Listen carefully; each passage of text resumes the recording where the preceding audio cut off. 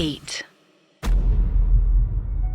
हर्ष, आपको याद होगा जब 2019-20 के आसपास जब कोविड शुरू हुआ था तो हम सब लोग घर पे बैठे थे, किसी तरीके से टाइम पास हो रहा था और दूरदर्शन पे रीलॉन्च किया गया रामायण और महाभारत को जी। और मुझे ऐसा लगता है कि काफी जो पोस्ट 2000 बॉर्न बच्चे हैं उन्होंने शायद महाभारत, B.R. चोपड़ा वाली महाभारत पहली बार देखी होगी। बिल्कुल। अच्छा, अगर मैं आपसे यार पूछूं मैं हर्ष की, आपको रामायण या महाभारत में दोनों में से ज्यादा पसंद क्या आता था?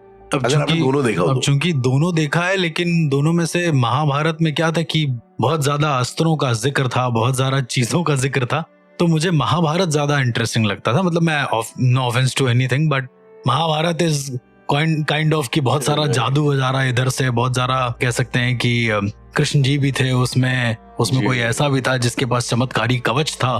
तो महाभारत ऑलरेडी मतलब मुझे पसंद सेम यार, मतलब मुझे ऐसा लगता था कि रामायण तो ना उसमें बहुत ज्यादा मोरालिटी वाला हिसाब किताब था, महाभारत मुझे लगता था बहुत ज्यादा रियल है जी। और महाभारत में उसके कैरेक्टर्स, फिर उसमें जो उसकी कहानी वगैरह होती थी, और महाभारत में एक लेजेंडरी कैरेक्टर थे जो सबसे आई थिंक मेन कैरेक्टर थे, शुरुआती कैरेक्टर थे देवव्रत, जिनको हम लोग भीष्म पितामह के नाम से भी जानते हैं। लंबी दाढ़ी, बड़ी दाढ़ी। और अब अगर आप मुझसे ईमानदारी से पूछो तो मुझे ऐसा लगता है भीष्म पितामह जो है बड़ी कॉन्ट्रोवर्शियल टाइप का कैरेक्टर है। ऐसा क्यों? अभी भीष्म पितामह ने एक भीष्म प्रतिज्ञा ली, ठीक है, अपने पिताजी के प्यार के चक्कर, हम लोग उस कहानी में आएंगे।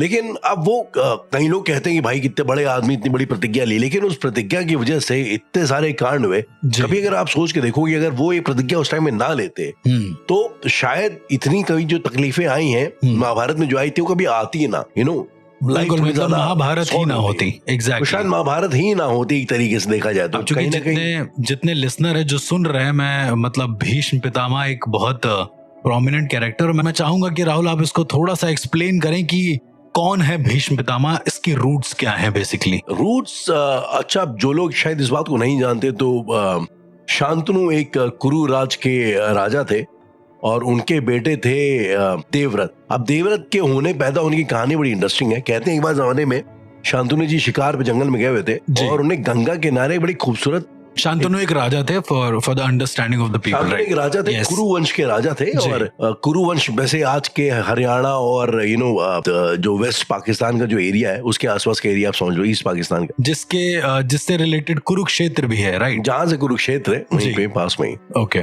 तो वहाँ के राजा थे, एक जमाने में आखेट करने के लिए, शिकार करने के लिए वो जंगल पे गए। जंगल में उन्हें नदी के किनारे एक खूबसूरत महिला दिखाई दी, तो उन्होंने उससे शादी का प्रस्ताव रखा।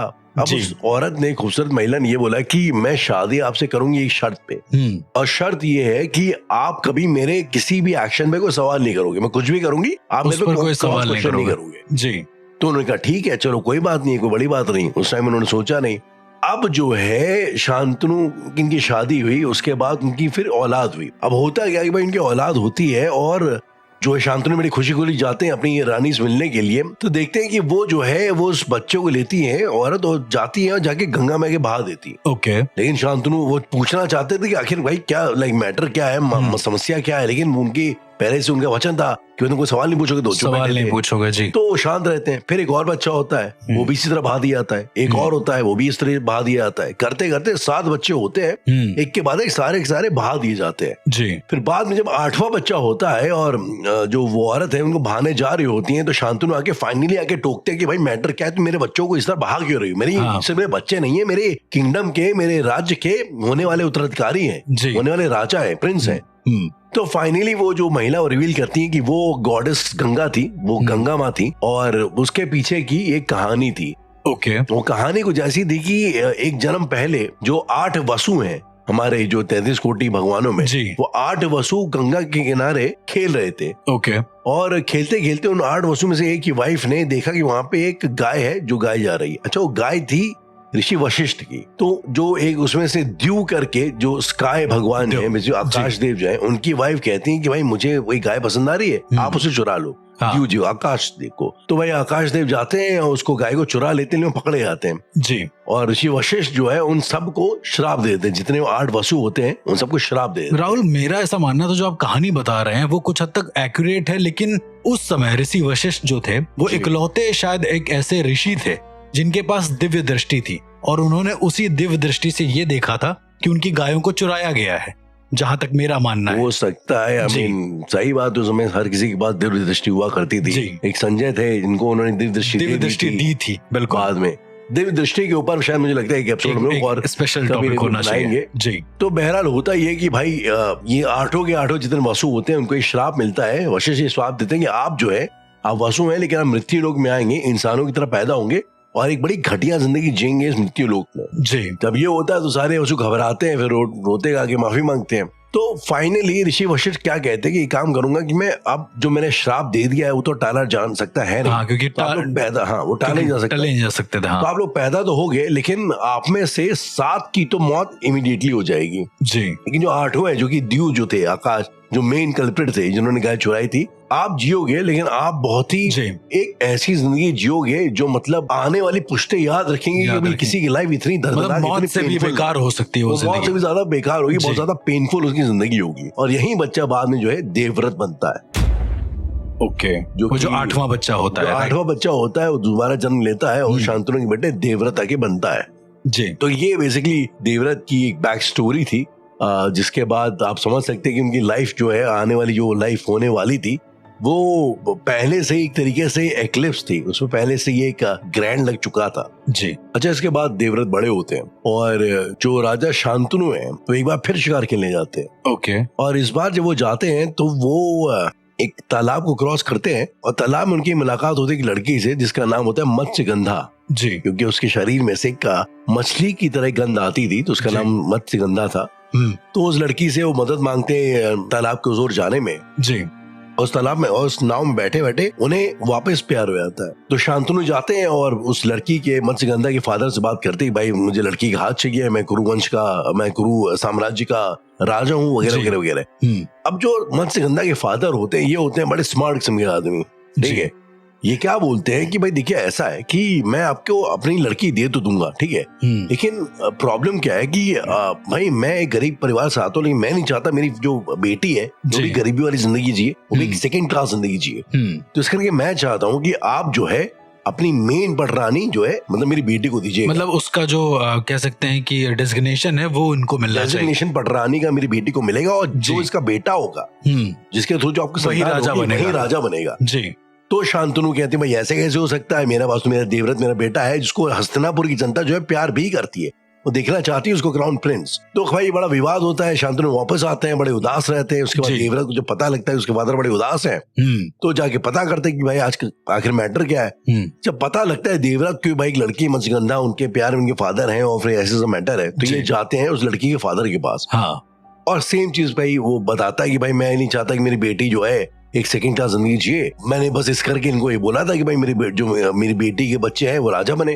तो देवव्रत क्या करते हैं, त्याग भाव से खुशी खुशी दे देते हैं। ठीक है भाई, इतनी छोटी सी बात मुझे पहले बताते जी। मैं आज ये ऐलान करता हूँ कि आपके जो बच्चे होंगे, जो मत्स्यगंधा के 2 बच्चे होंगे, वही शासन करेंगे, वही राजा बनेंगे, मैं क्लेम नहीं करूंगा। अब यहाँ पे वो एक और चाल चलते हैं, श्योरिटी के लिए कहते भाई चलो ठीक है, तुम बड़े आदमी हो, तुम भले आदमी हो, तुम नहीं राजगद्दी मांगोगे, कल की तारीख में तुम्हारे जो बच्चे होंगे वो तो क्लेम करेंगे भाई मैं राजा के बड़े भाई का बेटा हूं तो मेरा पहला हक बनता है जी। तो इस मोमेंट पे देवव्रत जो है एक प्रतिज्ञा करते हैं कि वो आजीवन बिना शादी किए रहेंगे, आजीवन सेलिब्रेट रहेंगे। और शायद राहुल अगर मैं जारी रहेंगे और शायद राहुल अगर मैं गलत नहीं हूँ तो इसी को भीष्म प्रतिज्ञा बोलते हैं। और इसी दिन के बाद से उन्हें भीष्म नाम मिला क्योंकि ये उनकी एक भीष्म प्रतिज्ञा थी। तो अब ये जो उनका फैसला था शादी ना करने वाला, मुझे ऐसा लगता है कि कहीं ना कहीं एक महाभारत की जड़ शायद यहीं से शुरू हो गई, क्योंकि फिर इसके आगे जो हुआ वो आई थिंक पूरी दुनिया जानती है कैसे। और राहुल अगर आप पूरा एक सर्कल देखेंगे महाभारत के अंदर जितनी भी चीजें हो रही हैं, तो जितने भी कैरेक्टर है उन सब में से सबसे यूनिक और सबसे कह सकते हैं कि जिनकी मौत भी बहुत दर्दनाक हुई और जिनका जन्म भी बड़ा कह सकते हैं कि खौफ में गुजरा एक तरीके से, वो कैरेक्टर भीष्म पितामह। और न जाने कितनी और ऐसी भ्रांतियां, कई सारी चीजें ऐसी महाभारत में लिखी हैं। अच्छा, इनके बारे में और खास बात ये थी कि ये जब इन्होंने प्रतिज्ञा ली थी और ये प्रतिज्ञा लेके अपने फादर के पास गए तो शांतनु ने भीष्म पितामह को, देवव्रत को इच्छा मृत्यु का वरदान दिया उनके इस फैसले के लिए, राइट, उनके इस फैसले से खुश होकर के कि आप तुम जब चाहो तब तुम्हारी मृत्यु होगी। तो मतलब ये इस तरीके की जिंदगी इनकी शुरुआत थी। मतलब मुझे ये लगता था कि इच्छा मृत्यु जो है वो स्वयं ब्रह्मा देते हैं या कुछ ऐसा करके होता है, पर कभी कभी ये कॉन्सेप्ट मुझे थोड़ा सा अजीब लगता है सुनने में कि किसी राजा ने इच्छा मृत्यु का वरदान दिया।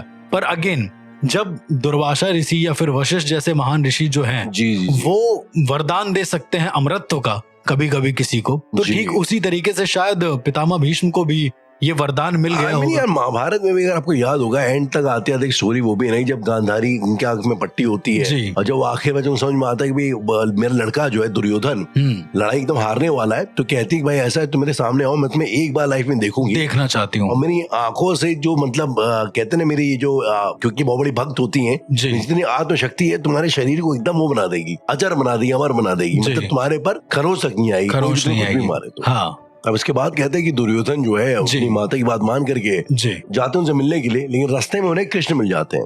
अब होता है कि दुर्योधन जा रहे होते हैं पूरे नंगे, क्योंकि भाई उनकी पूरी बॉडी अपनी फुल प्रूफ बुलेट प्रूफ बनानी होती है, लेकिन कृष्ण में रास्ते मिलते हैं, वो हंसने लग जाते हैं कि तुम ऐसी हालात में अपनी माँ के पास जाओगे।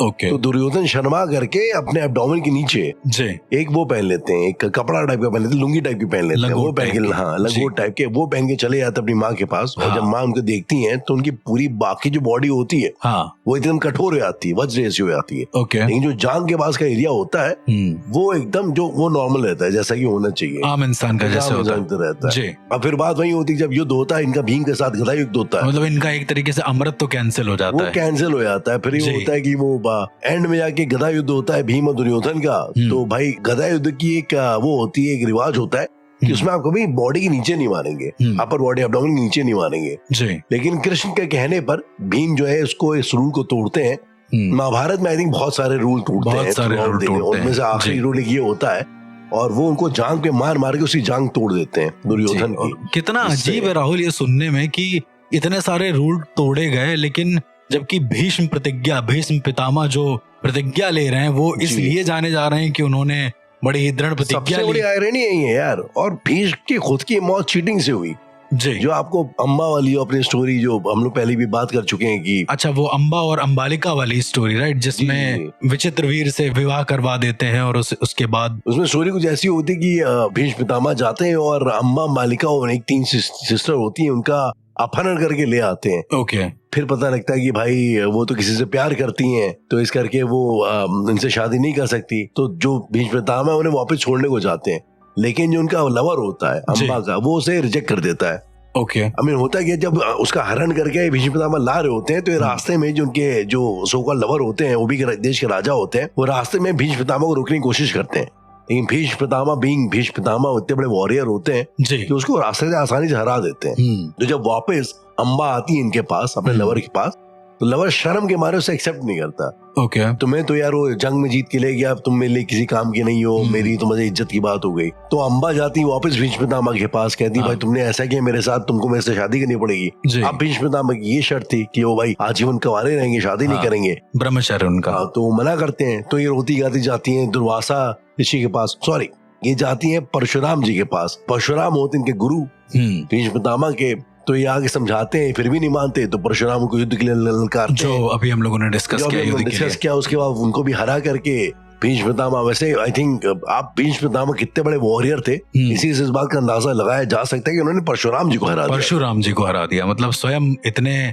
ज्यादा जो शिव के करीब हैं उनको हरा दिया। और उसके बाद फिर अम्बा जो है वो खुद आत्मदाह कर लेती, कहती मैं अगले जन्म में आगे तुमसे बदला लूंगी जी। और अगले जन्म में वो एक ट्रांस वुमेन कह लें आप, शिखंडी के तौर पर जन्म लेती हैं जी। और शिखंडी अब क्योंकि भीष्म पितामह कभी औरतों पे हथियार नहीं चलाते थे, मतलब ये शायद उनके वर में भी था कि वो लोग नहीं चला सकते हैं औरतों और जो किन्नर होते हैं उनके ऊपर, औरतों और किन्नर के ऊपर लोग हथियार नहीं चला सकते। तो अर्जुन को पता होता है कि वो वैसे तो भीष्म पितामह को हरा नहीं पाएगा, तो कृष्ण के कहने पर वो शिखंडी को वो अपने रथ में सवार करके ले जाते हैं। जैसे शिखंडी सामने आते हैं भीष्म पितामह अपने हथियार रख देते हैं, और उसकी आड़ पे अर्जुन रोते रोते ही भीष्म पितामह को तीर मार के उसको तीर से छन्नी कर देते हैं। तो ये बेसिकली बड़ा दर्दनाक जिंदगी, बड़ा दर्दनाक एंड होता है भीष्म पितामह जी के साथ। अब राहुल जो आप मुझे ये बता रहे हैं कि जब अर्जुन ने तीर चलाया और भीष्म पितामह लेट गए, जो शैया होती है उनकी, बाणों की शैया जिसको बोलते हैं, अपने आप में एक बहुत विचित्र कॉन्सेप्ट है, और इसके पीछे की एक बहुत कह सकते हैं कि अनसुलझी कथा मैंने सुन रखी है कि वो बाणों की शैया पे ही उनको क्यों मौत मिलती है। मतलब जब वो लेटे होते हैं तो भीष्म पितामह कहते हैं भगवान कृष्ण से कि मुझे बाणों की शैया पे ही क्यों मतलब मौत मिल रही है। मतलब इतना बुरा भी मैंने नहीं किया, मैं तो अपने जीवन में इतना प्रतिज्ञावान रहा हूँ और चीजों को लेकर चला हूँ, इस तरीके से मैंने जिंदगी जी। राइट। तो भगवान श्री कृष्ण कहते हैं कि तुम्हारा 101वां जो जन्म था पहले जी, उस जन्म में तुम शिकार पर जा रहे थे, तुम एक राजा थे। और आगे जाते जाते क्या हुआ कि एक केकड़ा या फिर कोई तो कीड़ा था, वो तुम्हारे रथ के सामने आया और तुमने अपने ही बाण से उसे उठाकर पीछे फेंक दिया और वो बेर के पेड़ की ऐसी झाड़ियों में जा गिरा जहां पर बहुत सारे कांटे थे। तो जितनी बार वो निकलने की कोशिश करता उतनी बार उसको दर्द होता, और जितनी बार उसको दर्द होता उतनी बार वो ये कहता कि जिस इंसान ने भी मुझे यहाँ पर फेंका है वो इंसान इतनी ही बुरी मौत अपने किसी एक जन्म में तड़पेगा, और इसीलिए शायद तुम आज बाणों की शैया पर लेटे हुए हो। हालांकि कितनी अजीब सी बात है ना यार, ये तो इंसान से गलती हो ही सकती है कि वो कीड़े को फेंक दिया और कीड़ा कहीं ना कहीं मर जाए। अब लेकिन मतलब मुझे ऐसा लगता है कि चूंकि भीष्म पितामह जो थे उनको इच्छा मृत्यु प्राप्त थी। मैंने अभी तो दादी मेरी नहीं रही, लेकिन दादी मेरे को बताती थी कि वो 58 दिन तक उस शैया पर लेटे रहे थे और पूरा युद्ध देखते रहे थे। राइट। और उन्होंने जब उपदेश दिए थे युधिष्ठिर को इन सब चीजों के लिए कि धर्म क्या होता है, कर्म क्या होता है, तो मरते मरते द्रौपदी ने भी एक चीज पूछी थी उनसे कि जब चीरहरण हो रहा था तो आप चुप क्यों थे। तो भीष्म पितामह ये कहते हैं क्योंकि मेरे अंदर कौरवों का नमक था, इस तरह से नमक खाता था इस वजह से, और अब चूंकि इन बाणों के जरिए मेरा पूरा रक्त बह गया है तो अब मैं तुमसे माफी मांगता हूँ इन सब कुकृत्य के लिए। तो शायद इतने यूनिक कैरेक्टर की बात होना बहुत जरूरी थी मेरे हिसाब से।